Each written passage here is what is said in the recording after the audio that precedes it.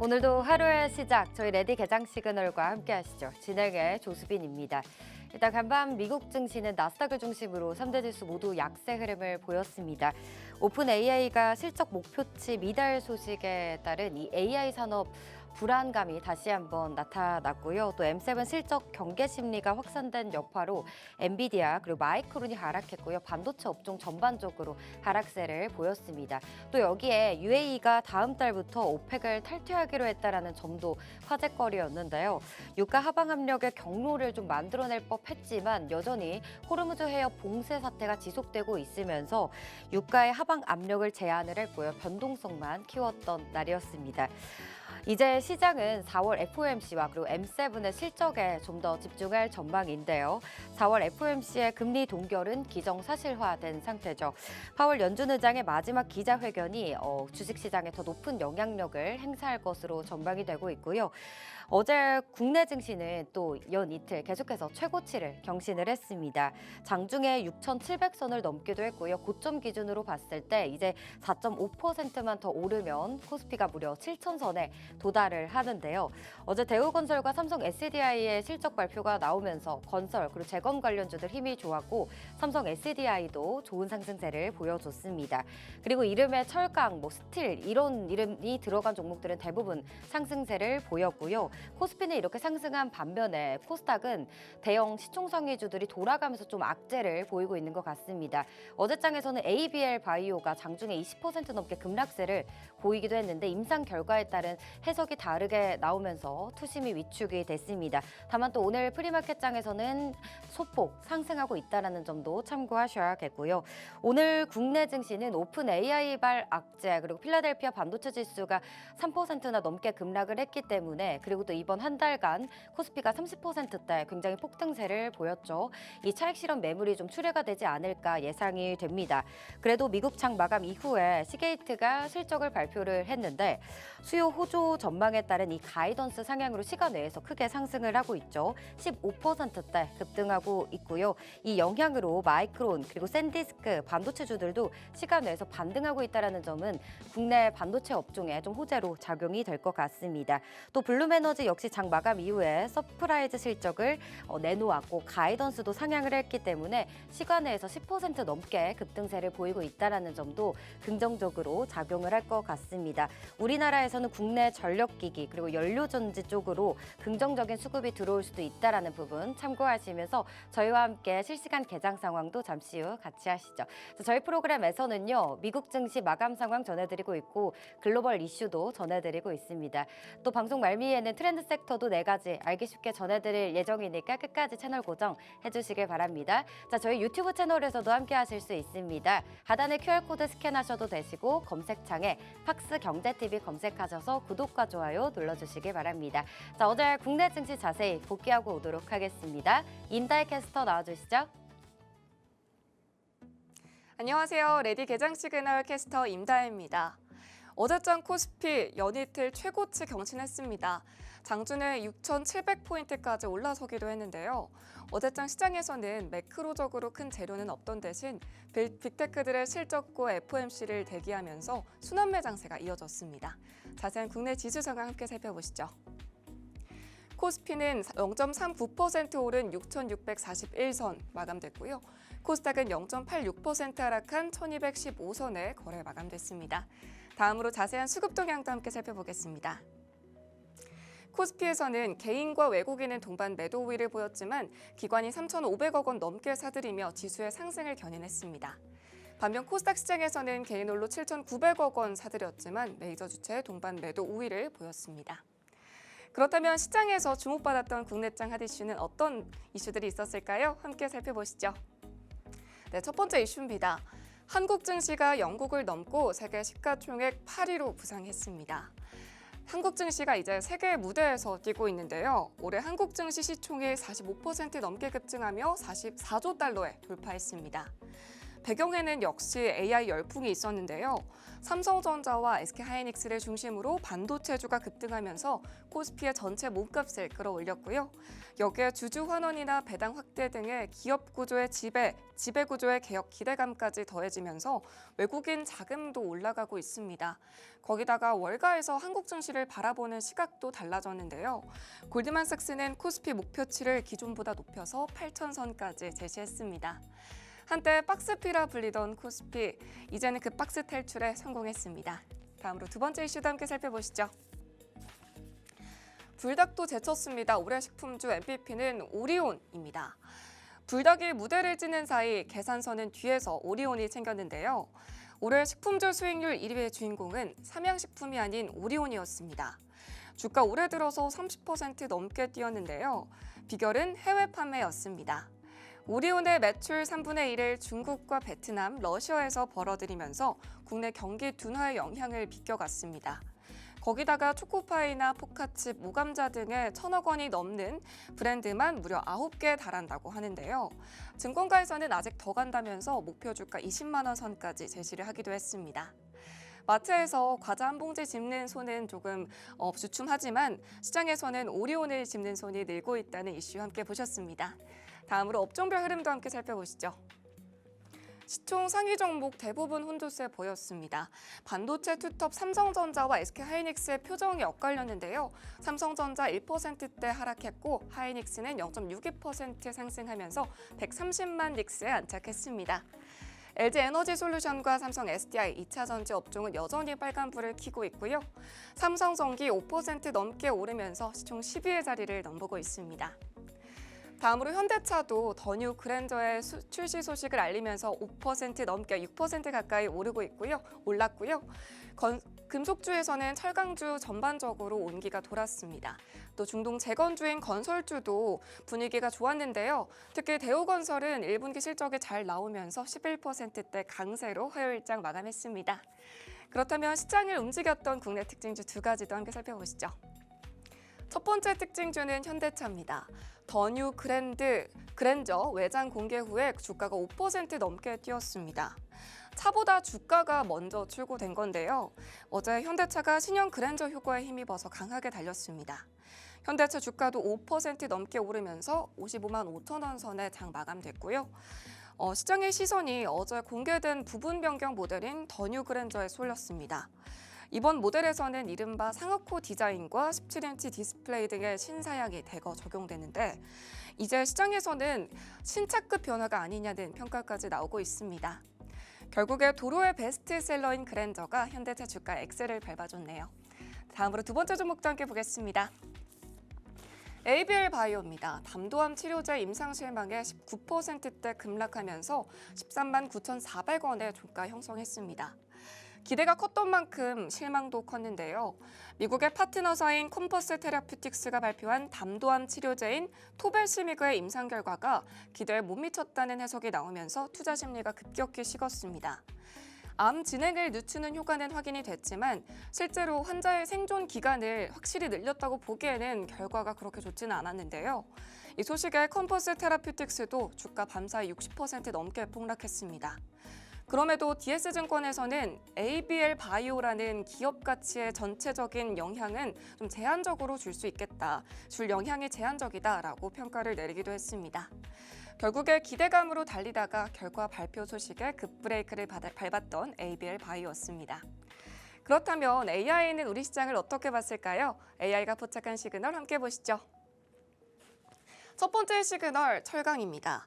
철강업계에 모처럼 숨통이 트였습니다. 중국에서 철강을 감산하기 시작했는데요.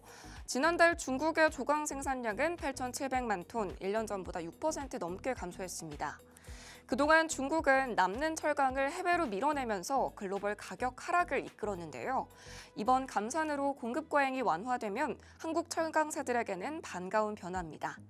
실제로 국내 생산량이 소폭 늘었고 포스코도 2분기 제품 가격 인상에도 나섰는데요. 거기다가 현대제철 역시 실적 개선 기대감이 커지고 있습니다. 너무 많아서 문제였던 중국산 철강이 이제는 조금 줄어들면서 철강 관련주 동반 강세 보였습니다. 다음으로 두 번째 시그널도 함께 보시죠. 네, 두 번째 시그널은 리튬인데요. 리튬 가격이 오르고 있습니다. 핵심 배터리의 원료인 리튬 가격이 가파르게 오르고 있다는 소식이 어제장 뜨거웠는데요. 최근에 리튬 가격은 1kg당 20달러를 돌파하면서 올해 초보다 40% 넘게 상승했습니다. 이 배경에는 에너지 저장 장치의 수요 급증이 있었는데요. AI 산업 확대로 전력 사용이 늘자 전기를 저장해둘 배터리의 수요도 늘고 있고요. 거기다가 보급형 전기차 판매 증가도 힘을 보탰습니다. 여기에 일부 광산의 가동 중단까지 겹쳐지면서 가격 상승세에 불이 붙은 건데요. 결국 조용하던 배터리 시장에 충전 표시 등이 다시 들어오고 있다는 소식을 전해드렸습니다. 네, 이렇게 국내장 마무리해보고요. 미증시로 넘어가 보겠습니다. 네, 미증시 사상 최고치를 찍고 웃었던 뉴욕 증시가 간밤에는 3대 지수 모두 다 고개를 숙였습니다. 오픈 AI 쇼크와 호르무즈 해협에 대한 불확실성이 긴장감을 다시 고조시켰고요. 이란과 미국의 회담 일정도 불확실해지면서 시장은 한 발 물러선 분위기였습니다. 3대 지수 체크해보시면 다우 지수는 약보합권에 머물면서 49,141선에 마감됐고요. 나스닥 지수는 24,663선, S&P 500 지수는 0.49% 하락한 7,138선에 장 마감됐습니다. 다음으로 시총 상위주들의 움직임도 함께 보시죠. 네, 간밤 오픈 AI 이슈가 시장을 흔들었습니다. 월스트리트 저널은 오픈 AI의 매출과 신규 이용자 증가가 기대에 못 미치고 엔트로픽의 시장 점유율을 빠르게 늘리고 있다고 분석을 했는데요. 다만 오픈 AI는 이를 전면 부인하면서 성장세와 투자 여력은 여전히 견조하다고 반박을 했습니다.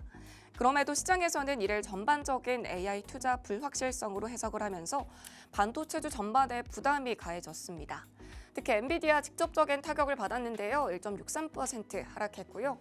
알파벳 역시 0.29% 하락했습니다. 알파벳은 이번 주에 실적 발표를 앞두고 경계감의 약보합권에 머문 거고요. 애플은 반대로 1.15% 상승했습니다. 애플은 UBS에서 아이폰 점유율이 늘어나고 있다는 걸 반영하면서 목표 주가 상향 조정했습니다. 마이크로소프트 역시 1% 넘게 상승했는데요. HSBC가 클라우드 컴퓨팅 서비스인 애저의 성장 기대감을 반영해서 목표 주가 상향 조정했습니다. 아마존 역시 0.52% 하락했습니다. 오픈 AI와 협력을 가장 강하게 확대를 하고 있는데 AI 투자 비용 부담이 우려되면서 약세 보였습니다. 다음 장 넘어가시면 브로드컴도 4.39% 오픈 AI 이슈에 타격받으면서 하락했고요. 메타 역시 1% 넘게 떨어졌습니다. 테슬라 역시도 0.67% 떨어지면서 마감했는데요. 테슬라는 안전 이슈 해소에도 상승 탄력을 지키지 못했습니다.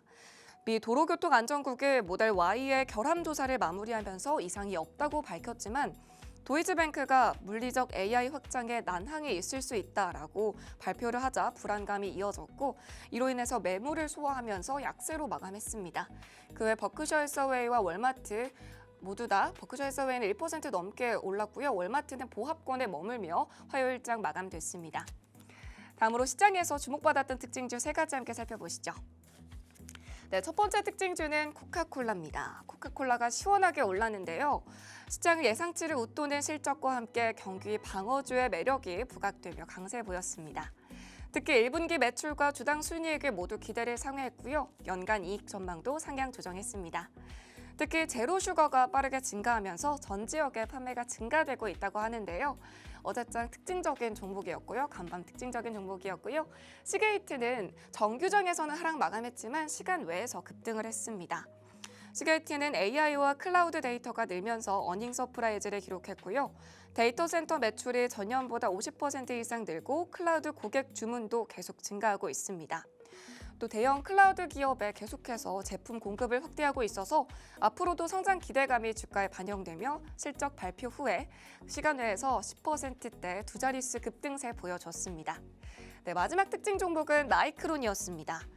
오픈 AI의 성장 둔화 우려가 AI 투자 불확실성으로 번지면서 많이 하락을 했는데요. 3%대 하락했습니다.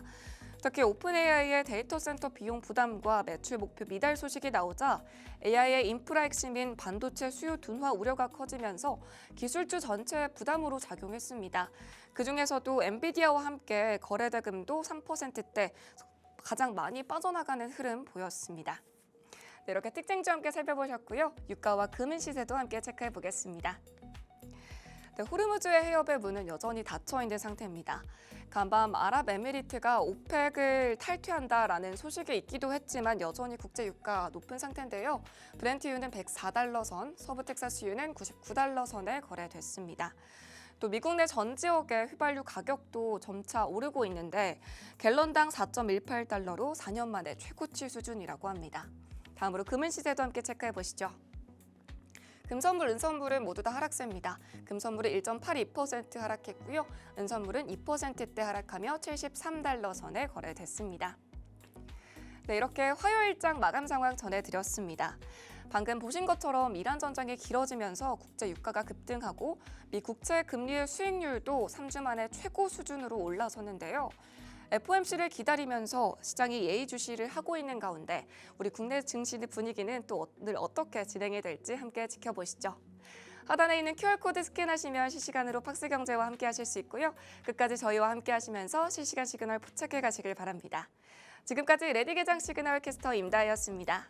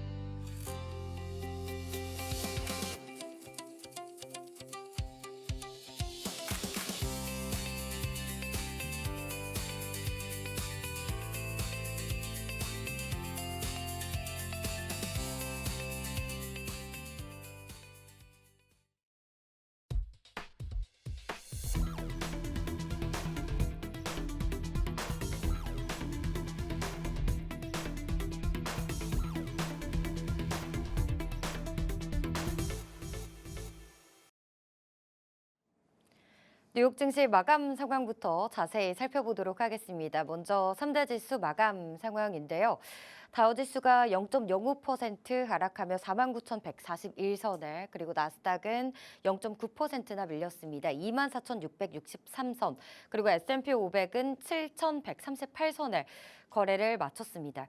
오픈 AI 쇼크로 반도체 업종이 전반적으로 좀 부진한 흐름을 보였고요. 또 트럼프 대통령이 이란 측의 제안에 대해서 불만을 표명하자 또 국제 유가가 100달러 선을 상회를 하기도 하면서 이 부분이 증시에 좀 부담으로 작용을 했습니다. 특히나 엔비디아가 장 초반에 4% 가까이 밀렸는데 좀 다량의 옵션 거래가 들어오면서 그래도 낙폭을 일부 축소를 했고요. 그리고 또 여기에 대형 기술주들의 실적 발표를 앞두고서 반발 매수세도 들어오면서 낙폭을 조금 줄여냈다라는 부분이 참고하시면 좋을 것 같습니다. 이 밖에 러셀 2000 지수는 1% 넘게 급락세를 보였고 필라델피아 반도체 지수가 3%나 넘게 크게 밀렸습니다. 자, 이 히트맵 통해서 주요 종목들 마감 상황 살펴보시죠. 자, 엔비디아는 1.59% 하락한 채로 장을 마쳤습니다. 당연히 오픈 AI 불안 이슈로 이렇게 매물이 출회된 거고요. 브로드컴은 4.39%나 급락을 했고 AMD도 3.4%대, 마이크론도 3.86% 이렇게 빨간불 짙게 그려내면서 AI 산업에 대한 자본 지출에 대한 우려가 다시 한번 재점화가 이렇게 나타났습니다. 그리고 램 리서치라든지 AMAT 이 부분 쪽 반도체 장비 섹터로도 지금 빨간불을 짙게 그려냈는데요. 미 상무부가 미국 반도체 장비 업체들에게 중국 2위 파운드리 업체죠. 이 화홍으로부터의 일부 첨단 장비 수출을 중단하라고 지시했다라는 이런 보도가 쏟아지면서 이렇게 하락세를 피하지 못했습니다. 그리고 앞서 전해드린 것처럼 코닝의 급락세가 눈에 띄었죠. 8.9%나 하락세를 보였는데 예상치를 상회한 그런 실적 발표를 했음에도 불구하고 부분 EPS는 감소했다라는 부분이 시장에서 더욱더 부각이 됐습니다. 그러면서 루멘텀이라든지 코이런트 관련 주들도 모두 다 하락세를 보였습니다. 마이크로소프트는 1%대 상승 마감했고요. 오픈 AI와 협력사로 불리고 있는 오라클도 4%나 넘게 급락세를 보였습니다. 애플은 1%대 상승 마감, 빅테크주들 보시면 구글 약보합권의 거래를 마쳤고요. 테슬라 0.7%의 하락 마감을 했습니다. 자, 이어서 이렇게 증시를 약세로 이렇게 돌렸던 그 이유들에 대해서 하나하나씩 살펴보도록 할 건데요. 먼저 가장 큰 이슈죠. 바로 아랍에미리트가 오펙 그리고 오펙 플러스에서 다음 달 1일부터 전격적으로 탈퇴하겠다라고 보도가 나왔습니다. 국영통신을 통해서 이런 이야기를 한 건데요. 투자 가속화를 반영한 부분이고 이 원유 시장 수요에 맞춘 앞으로 산유량을 추가로 공급하겠다라는 부분을 더욱더 강조를 했습니다. 그동안 중동 전쟁으로 인해서 이 에너지 질서 재편을 좀 움직임이 나타날 것이다라고 시장에서 나오고 있었는데 이 부분을 오히려 UAE에서는 기회로 판단하고서 그동안에서는 오펙 회원국 안에서 활동을 하면서 사우디 주도의 산유량 할당량에 맞춰서 이 원유량을 공급을 했더라면 이제는 우리가 주도해서 석유 공급량을 강화시키고 그리고 글로벌 경쟁력을 확보하겠다라고 밝힌 건데요. 그동안 사우디와의 좀 오랫동안의 마찰이 있었습니다. 원유 증산 그리고 예멘 문제로 그동안에 계속해서 갈등이 누적되어 왔고 이제는 여기에서 우리만의 좀 리더십을 찾겠다라는 부분, 우리는 독자 노선으로 가겠다라고 선언을 한 것으로 보입니다. 이렇게 된다면 유가가 공급이 더욱더 확대가 될 것이다라는 기대감도 공존하고 있지만 또 한편으로는 이 오펙의 영향력이 더욱더 축소가 될 것이다라는 우려도 같이 나오고 있습니다. 이란은 호르무즈 해협을 개방하고 그리고 미국에게 봉쇄를 해제해라라는 제안을 내놓은 상태인데요. 그런데 트럼프 대통령은 이 제안에 대해서 또 불만을 표명하기도 했죠. 핵 프로그램이라는 이 부분은 조금 나중에 이야기를 하자 이런 부분으로 지금 입장을 나타내고 있습니다. 이렇게 트럼프 대통령이 불만을 표명하자마자 국제 유가가 100달러 위에서 상회를 하면서 높은 유가를 유지하고 있고요. 미국의 가솔린 가격도 갤런당 4.18달러를 기록을 했습니다. 이 부분은 우크라이나 전쟁 초기죠. 바로 2022년 8월 이후에 또 한 번 최고치의 가솔린 가격을 나타내고 있습니다. 이 부분은 계속해서 앞으로 물가 상승률에 대한 압력을 가할 수 있기 때문에 가솔린 가격은 계속 체크해 보셔야 될 것 같습니다. 이뿐만 아니라 오픈 AI 쇼크도 시장에서 굉장히 크게 하방 압력을 가했죠. 월스트리트 저널을 통한 보도가 나왔습니다.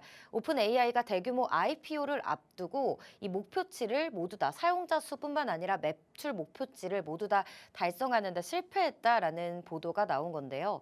챗GPT의 주간 활성 사용자가 10억 명 달성하는 것에 실패를 했고 또 연간 매출 목표량에도 예상치보다 훨씬 더 저조한 그런 숫자를 기록을 했습니다. 이뿐만 아니라 또 내부 간의 갈등도 이슈화가 됐는데요. CFO와 이사회는 약 6천억 달러의 데이터 센터 투자하는 이 비용에 대해서 우려감을 제기를 했습니다. 반면에 알트먼 CEO는 조금 더 공격적으로 계속해서 확장을 하려고 하는 부분이 있는데 이 부분과 이제 대립이 되는 거죠. 그런데 이제 내부에서는 비용을 조금 더 통제를 해서 해야 하는 것이 아니냐 이런 의견이 지금 갈리고 있으면서 더욱더 이 오픈 AI 쇼크로 시장에서 받아들여졌습니다. IPO 추진 일정도 현재 불확실성이 커진 상황으로서 이런 소식과 함께 파트너사인 오라클 그리고 관련주들 코어 위브죠. 모두 다 각각 4% 그리고 5% 넘는 급락세를 보였습니다. AI 산업에 대한 다시 한번 이 자본 지출이 막대한 투자가 들어가는데 이게 정말 수익성으로 연결이 될 것이냐라는 이 우려가 다시 한번 시장에 나오면서 반도체 그리고 AI 산업 전반적으로 부진한 흐름을 가져왔고요. 이 이야기가 나오자마자 오픈 AI 측에서는 공식 성명을 내놓았습니다. 우리는 모든 사업을 전속력을 가해서 가동 중이다라며 정면 반박을 내놓은 건데요. 특히나 엔터프라이즈 그리고 광고 부문 성장세가 매우 견조하다라고 강조를 했습니다. 그리고 앞서 말씀드린 이 내부 간의 갈등설 또한 우리는 사실 무근이다라는 이야기를 덧붙였는데요. 컴퓨팅 자원 확보를 위해서 지금 경영진 전원이 모두 최선을 다하고 있다라는 설명까지 덧붙였습니다. 그리고 이 안에서 자본 지출에 대한 이야기로는 우리는 이 자본 지출을 하기 위해서 이미 재무 기반을 강화를 했고 그리고 우월한 컴퓨팅 용량까지 우리는 확보를 한 상태다라고 반박 보도를 낸 거죠. 시장은 이 전 오픈 AI 쇼크로 받아들였고 이 반박 보도 소식은 반도체 종목을 다시 한번 반등하는 데에 힘을 내지는 못했습니다. 또 이어서 미국의 소비자들이 체감하는 경제 상황 그리고 전망을 수치화한 이 소비자 신뢰지수가 간밤에 발표가 됐습니다. 4월 미국 소비자 신뢰지수는 92.8 숫자를 기록을 했는데요. 전월은 92.2 숫자가 나타났죠. 전월 대비해서도 괜찮았고 시장 예상치인 89보다 상회하는 그런 데이터를 내놓았습니다.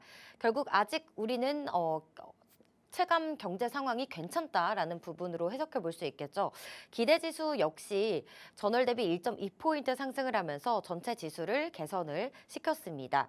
미래 경제에 대한 소비자들의 낙관적인 심리가 반영이 된 것으로 보이는데요. 이 조사 기간 상황에 중동 전쟁은 있어서 조금 더 우려감이 있었지만 중동 휴전 이슈와 그리고 주식시장이 급등을 했잖아요. 이런 부분들이 좀 일반 소비자들에게 안정감을 주면서 이 유가 급등 우려에도 불구하고 긍정적인 심리로 이렇게 데이터가 나왔습니다.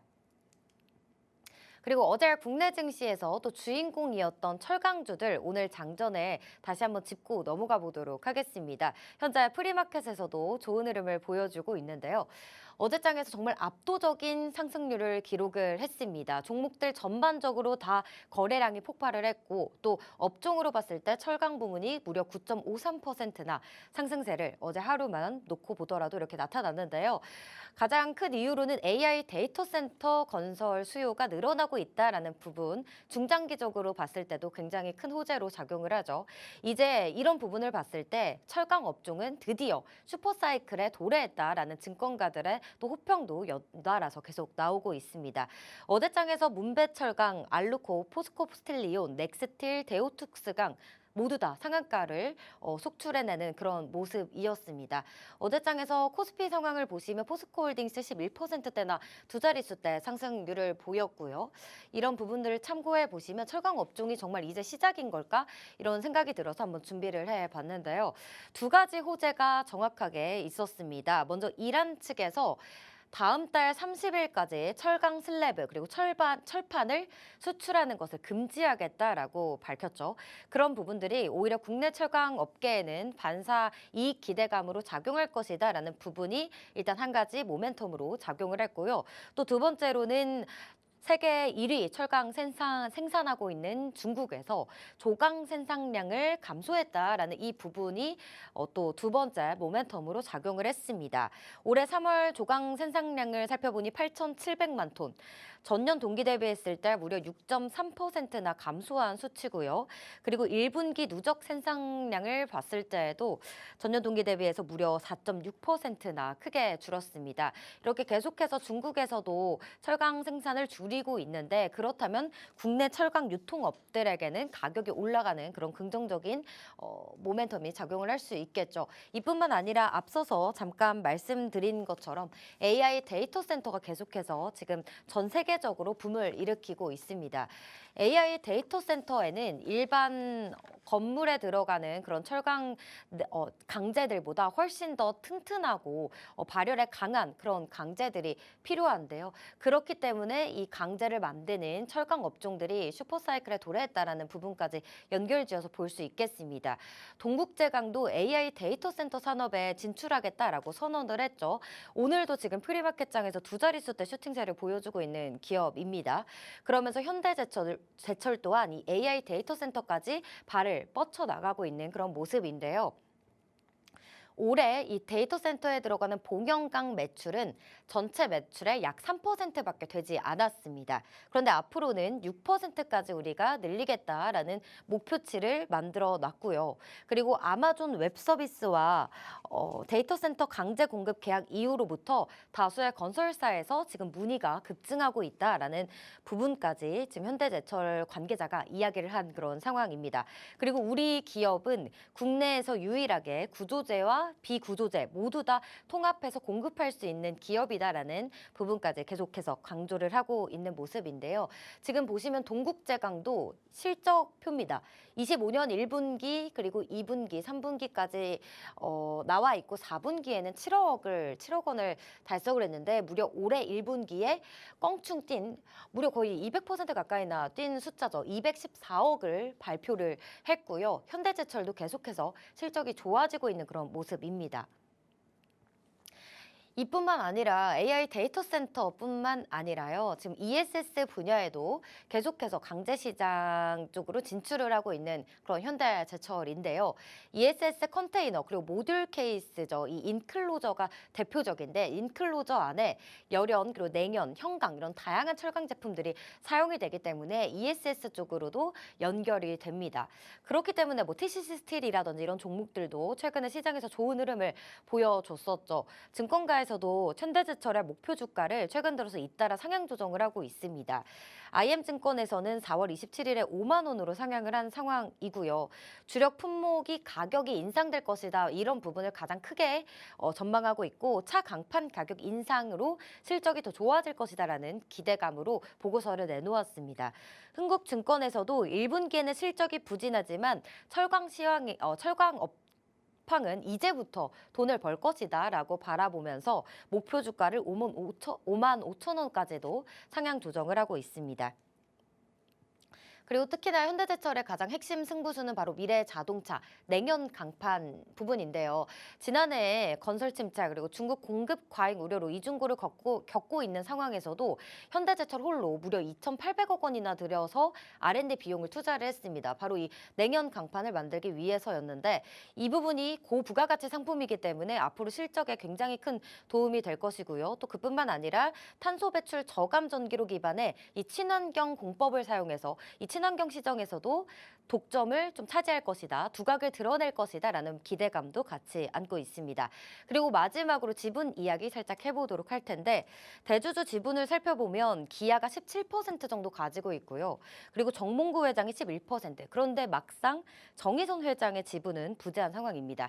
그렇기 때문에 이 오버행 이슈로 지금 차트를 보시면 21년도에 6만 3천 원대 고점을 터치한 이후에 계속해서 주가가 5년간 하락세를 이어왔고요. 무려 19,000원대까지 떨어졌었죠. 그런데 최근 들어서 반등하는 흐름을 보이면서 4만 원대까지 올라온 상황입니다. 앞으로 계속해서 슈퍼사이클 이제 시작이라면 계속해서 눈여겨봐야 할 그런 대표 종목이라서 현대제철 준비해봤고요. 이제 양시장 모두 개장을 했습니다. 자리 이동해서 실시간 개장 상황 함께 하시죠.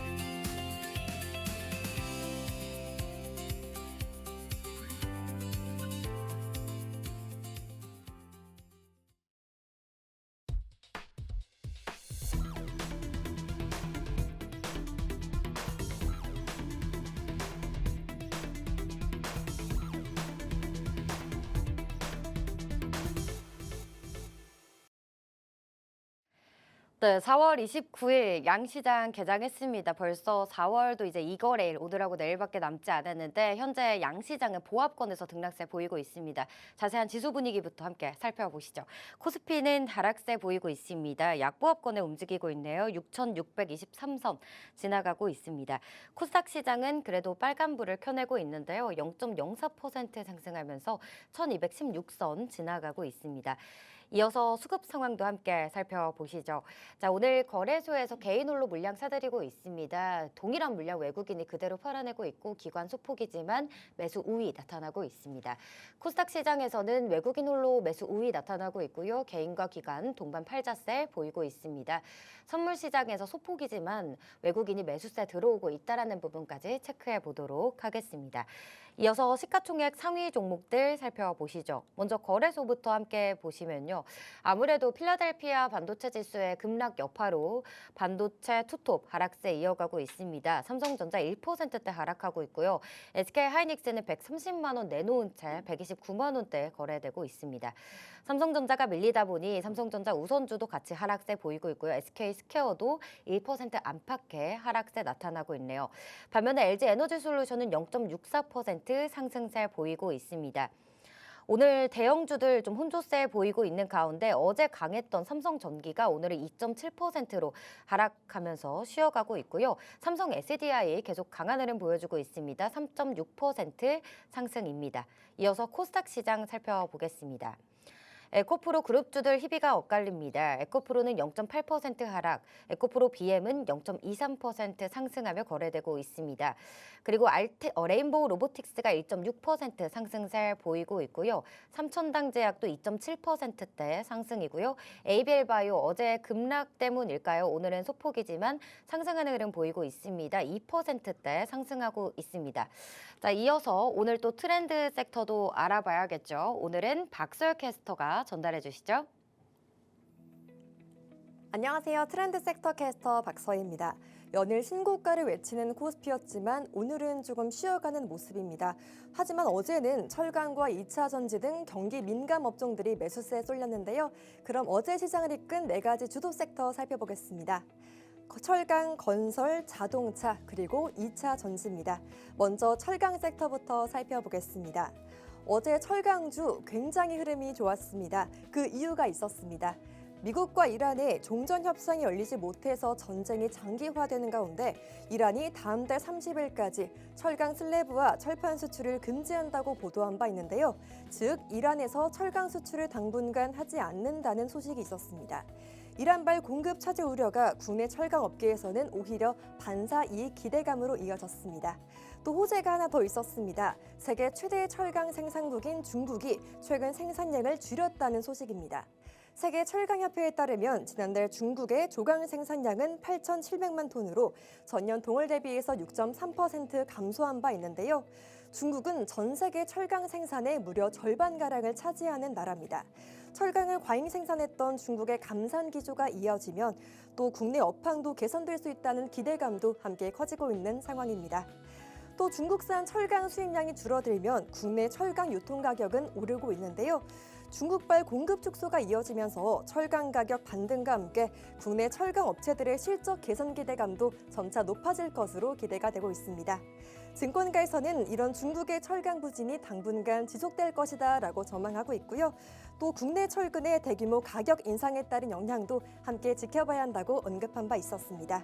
철강주 전반이 상승 흐름 보인 가운데 포스코 스틸리톤을 비롯한 중소형 철강주 대부분이 상한가를 기록했고요.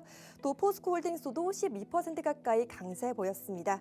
현대제철도 장중 6% 넘게 올랐지만 1%대 빨간불로 마감한 모습이 보였습니다. 두 번째로 소개해드릴 섹터는 건설입니다. 앞서 말씀드린 것처럼 미국과 이란의 종전 협상은 아직 지지부진한 상태를 보이고 있는데요. 이런 와중에 시장의 관심은 빠르게 전쟁 이후로 향하고 있습니다. 종전 이후 가장 먼저 열리는 시장은 아무래도 재건이겠죠. 재건은 선택이 아니라 필수인 만큼 건설주가 눈길을 끌고 있는 모습입니다. 재건 핵심은 누가 다시 짓느냐인데요. 시장이 한국건설사를 주목하고 있는 이유는 바로 검증됐기 때문입니다. 재건 사업은 일반적인 해외 프로젝트와는 결이 다르다고 볼 수 있습니다. 발주처 입장에서는 검증된 시공사를 다시 쓰는 것이 가장 안전하겠죠.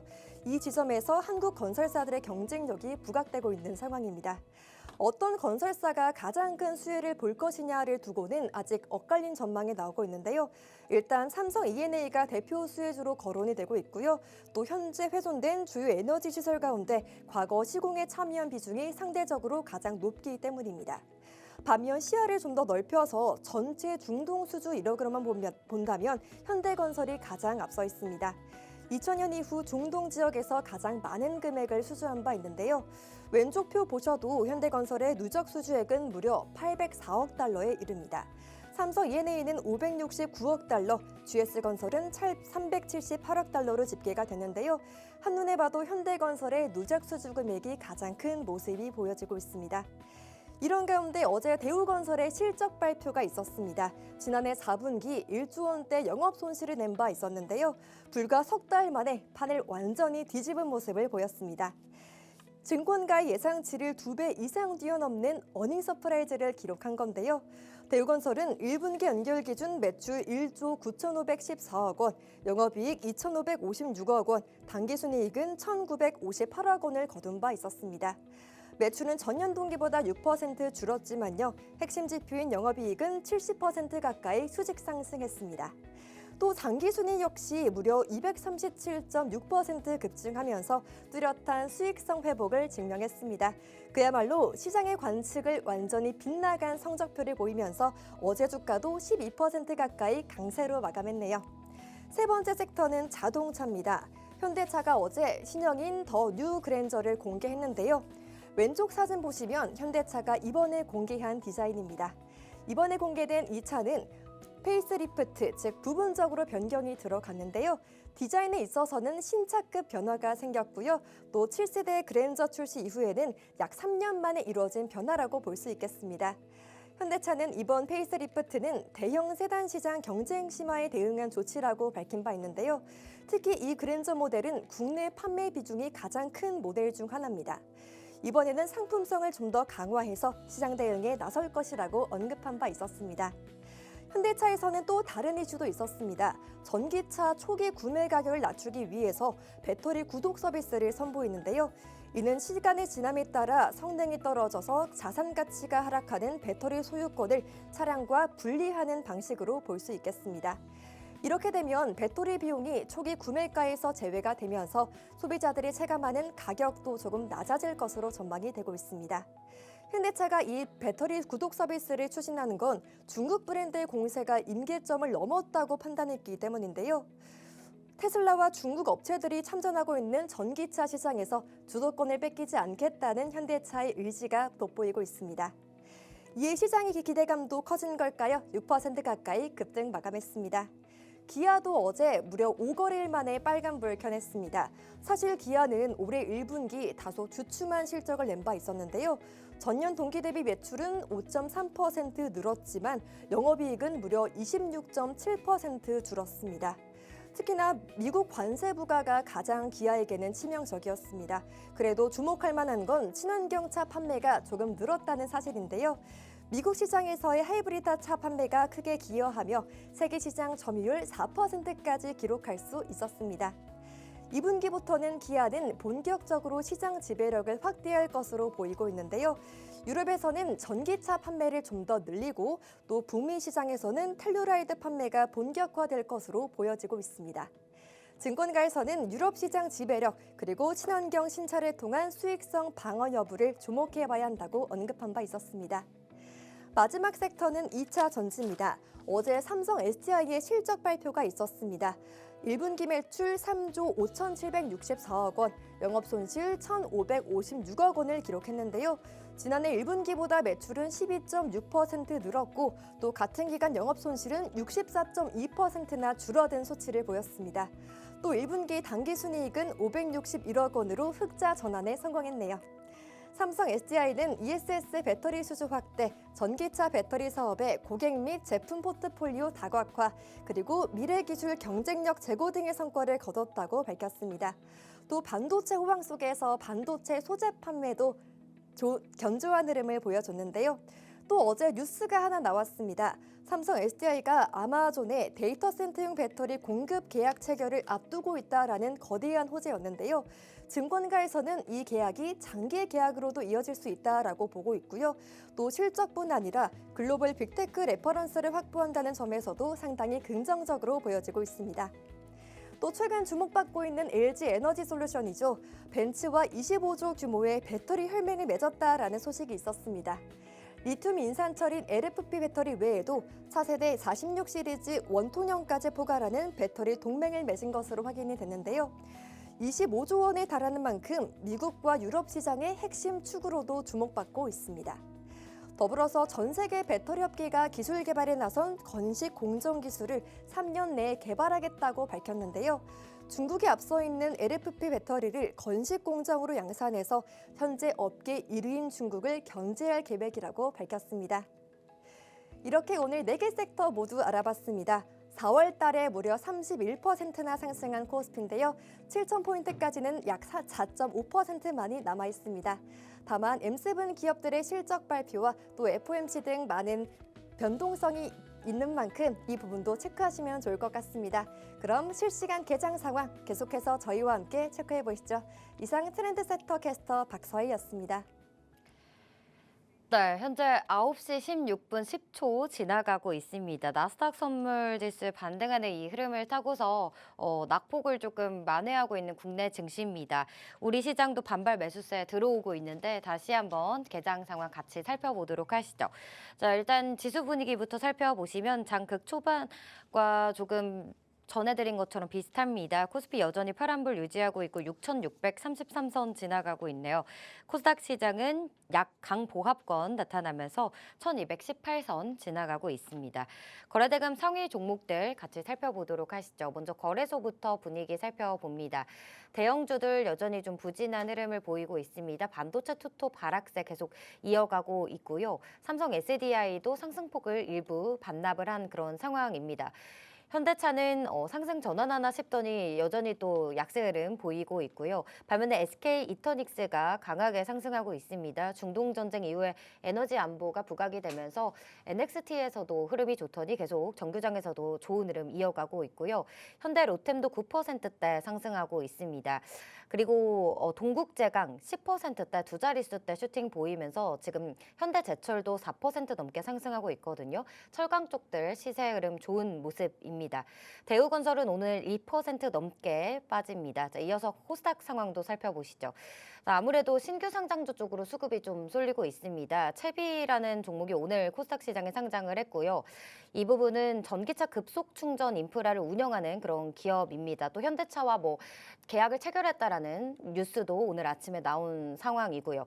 로봇주들이 계속해서 프리마켓 초반에는 매물이 좀 출회되나 싶었는데 다시 저가 매수세 들어오면서 상승하고 있습니다. 로보티즈가 거래대금 상위 2위까지 랭크해 있고 4% 넘게 상승을 하고 있습니다. 레인보우 로보틱스는 강보합권에서 움직이고 있고요. 그밖에 마녀공장이라든지 아니면 일부 화장품 종목들이 오늘 또 장 초반부터 시세가 좋습니다. 마녀공장 무려 8% 넘게 지금 상승하면서 16,970원에 거래되고 있습니다. 대한광통신은 오늘 2% 넘게 쉬어가고 있습니다. 참고하시면 좋을 것 같습니다. 자, 오늘 시장도 아무래도 현대차 그룹의 피지컬 AI 전략 때문일까요? 다시 한번 현대 그룹주들이 힘을 내주고 있는 그런 모습이고 저가 매수세 들어오면서 로봇 쪽도 계속 롤러코스터 타는 그런 주가 흐름을 보이고 있습니다. 오늘 다시 한번 힘을 내줄 수 있을지 실시간 또 대응 전략이 궁금하신 분들은 이어지는 저희 프로그램들 통해서 꼼꼼한 대비 전략 세워가시길 바랄게요. 자, 저희가 준비한 내용은 여기까지입니다. 본 방송에서 제공해드리는 정보는 투자 판단에 대한 조언일 뿐 해당 종목의 상승과 하락을 보장하지 않습니다. 투자에 대한 책임은 본인에게 있다는 점 꼭 명심하시고요. 오늘도 성투하시길 바랄게요. 저희는 내일 또 이 시간에 찾아뵙도록 하겠습니다. 지금까지 시청해주신 여러분 고맙습니다.